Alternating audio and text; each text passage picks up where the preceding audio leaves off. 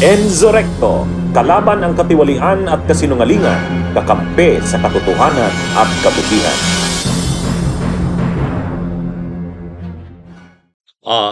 Itong si Torion, mga kabunyog, ang sabi naman ni Attorney Israelito Torion, may duda sila. May duda daw sila sa sinasabing pagkakahuli kay Bato. Ano naman ang bersyon ni Torion? Sabi naman ni Torion, ganito naman mga kabunyog. Alam nyo, kanya-kanyang bersyon eh. Hindi niya kinukumpirma ang sinabi ni Roque, pero ito yung sabi ni Torion. Kampo ni Senator Bato, may duda kung bakit pinalalabas na nahuli na ang senador. O yan. Ito namang si Torion, alam naman natin tong si Torion. Bugado ito ni Kibuloy. Kaya lang, talo rin lagi ito sa kaso eh. Ang pinakahuling talo sa kaso nito, yung petition sa Korte Suprema. Dinismiss ng Korte Suprema yung petition nila. Yung tungkol sa impeachment ni Sara, wala. Talo na naman si Torion. Anyway, sabi ni Attorney Israelito Torion, mga kabunyog, yan daw, ang tingin niya daw, duda daw siya dyan sa mga pagkakalat na pagkakahuli kay Bato.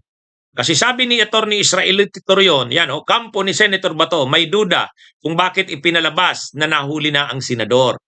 Sabi ni Torion, kaya yan pinalalabas na nahuli na si Bato para mag-react sila, lalo na daw siya bilang abogado ni Bato.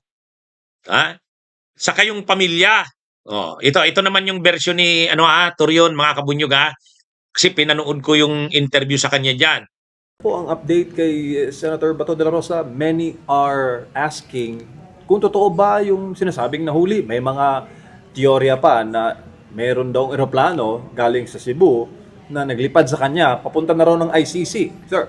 Sana hindi totoo, no? Sana hindi totoo. Kasi nga when I heard a lot of news, no? News kahapon, daming tumatawag sa akin at daming nagti-text, no?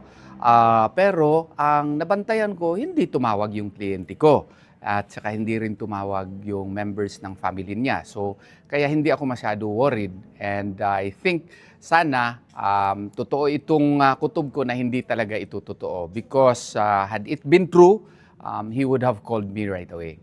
Po, may mga nagsasabi rin, sir, na yung sa mga nagko-comment sa social media na maaari daw hakbang ito para ma-locate yung eksakto na posisyon o lokasyon ngayon ng senador, ita-triangulate yung kanyang location. May mga experience tayo in the past, sir. Ano pong tingin niyo dyan?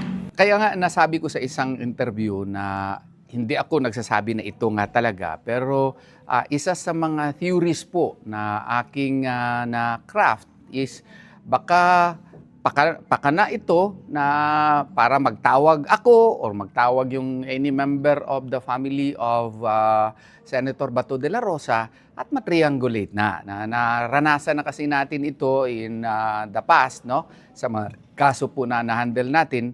Kaya I really disciplined myself not to call my client at that time, kasi there is really that big possibility that this might be a ploy for us to contact our client. And if we did that, then that would have, produced a certain vibration which would enable the authorities to locate him. Bakit ko pinanood yan? Para sa inyo, pinapanood ko yon.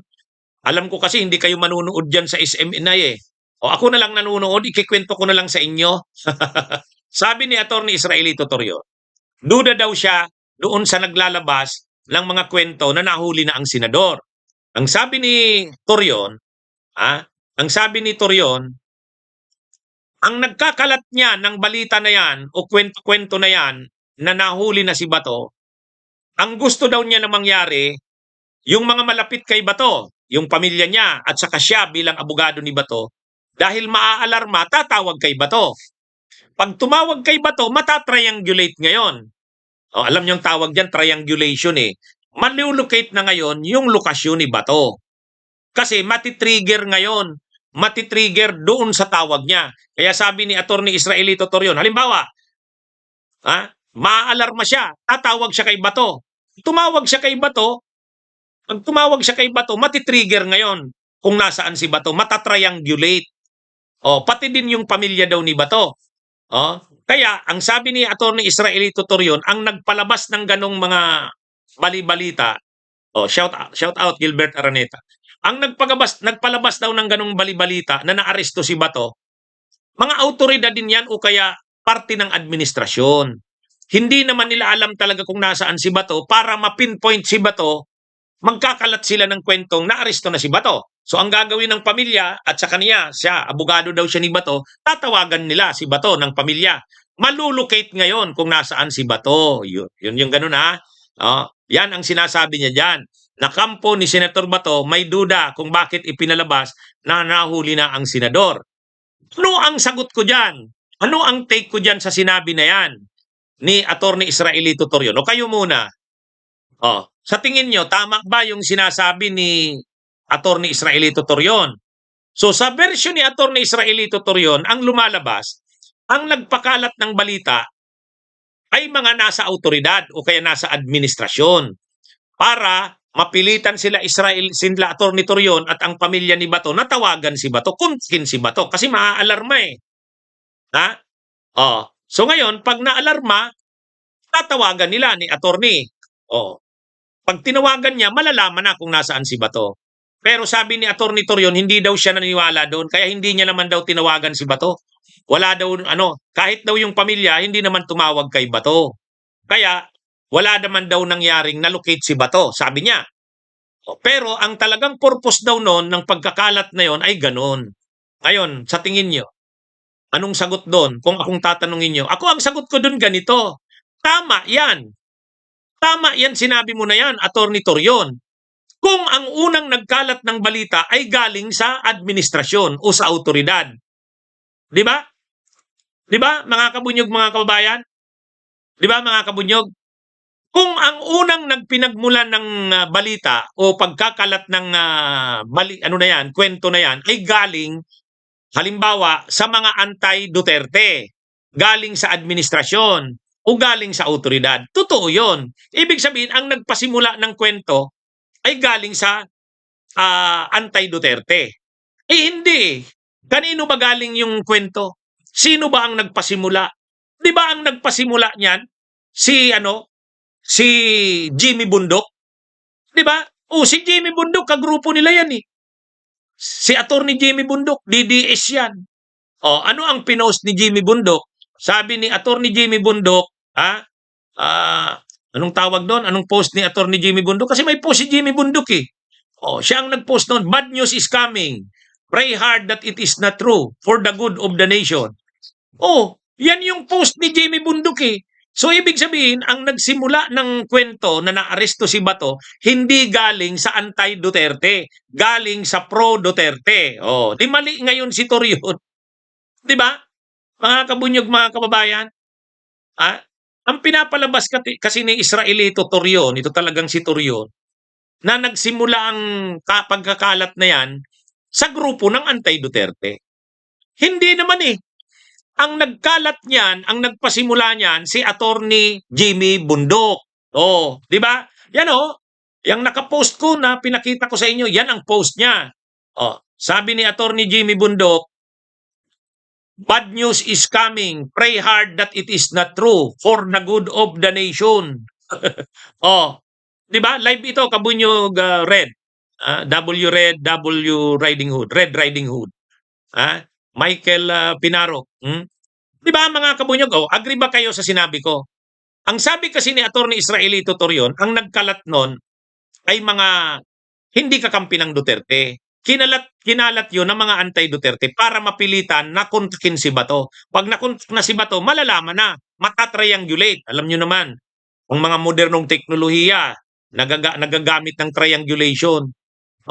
So mga kabunyog, mga kababayan, yung sinasabi na yan ni Torion hindi consistent eh. Kasi kung totoo yung sinabi ni Torion ni Torion, di dapat galing sa halimbawa ako, vlogger ako na anti-Duterte, sa akin nagsimula. Hindi naman eh. Sa kanila galing eh.